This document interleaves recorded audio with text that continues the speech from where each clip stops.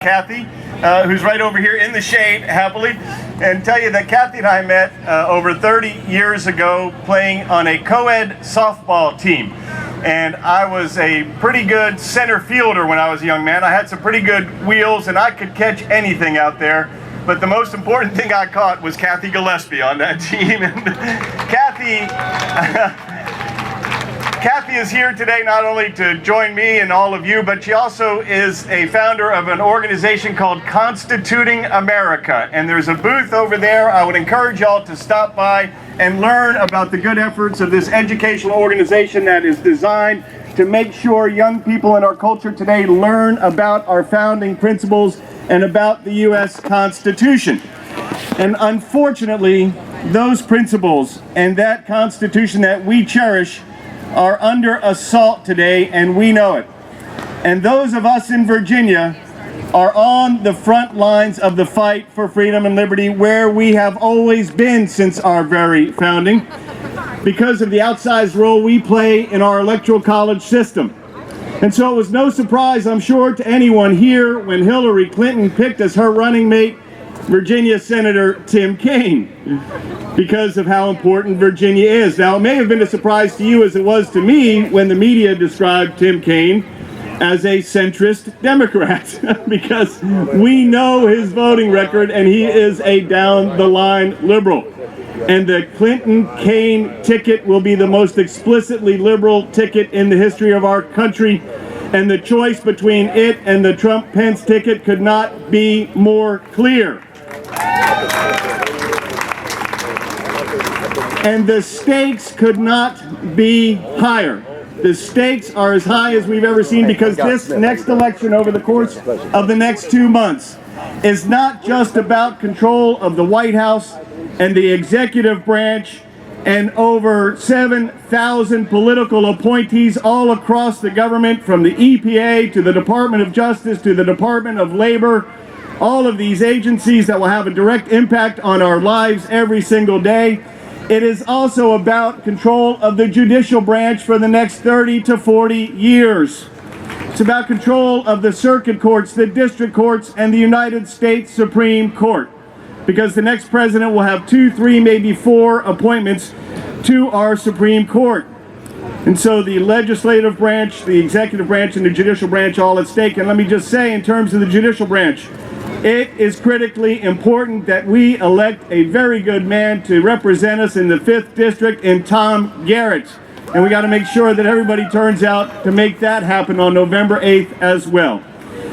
But look, the Supreme Court, we saw here in Virginia the importance of having a judicial branch and a Supreme Court that is willing to provide a check on executive branch abuse and overreach, when our Virginia Supreme Court overturned Terry McAuliffe's unlawful effort to grant restoration of rights to over 200,000 convicted felons, including violent felons, the most violent among them, murders, rapists, and the court said you cannot do that.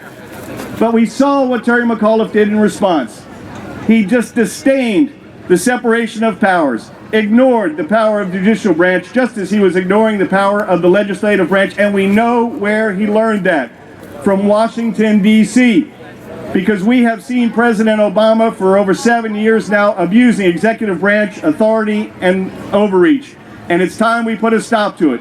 We can put a stop to executive branch abuse and overreach in Washington, D.C. this November, put a stop to a politicized attorney general, slow economic growth, to put a stop to assaults on our First and Second Amendment rights, and unrelenting efforts to expand Obamacare by electing the Trump-Pence ticket in November.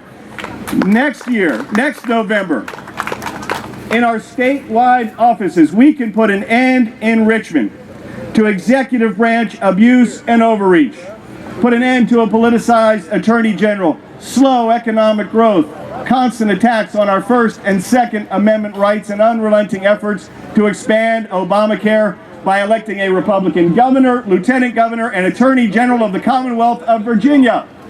And we need to do that. I would like to lead that ticket. And if I am given that opportunity, I would like to have your support for that. We will win that race, and we will sweep those races, and we have to win next year. We cannot afford to lose. Our economic growth rate has been less than 1.5% for the past 5 years. And in fact, in 2014, it was 0. We were 48th out of 50 states when it comes to economic growth. With our vast natural resources, our fertile lands, our ports, our people, our colleges and universities, when it comes to economic growth, Virginia should be in the top 5 of states, and we can be with the right policies. Those are policies based on the principle expressed in our Republican Party of Virginia creed, and that is that the free enterprise system is the greatest provider of human needs and resources ever known in economic justice. So let me just finish by saying this. If I am entrusted with the governorship of the Commonwealth we love, I promise you this, I don't make many promises, but I promise this. I will be an honest, ethical, hard-working, principled, conservative servant leader worthy of Virginia, and we could use one of those right about now. Thank you all. God bless you. God bless the Commonwealth of Virginia, and God bless the United States of America. Thank you.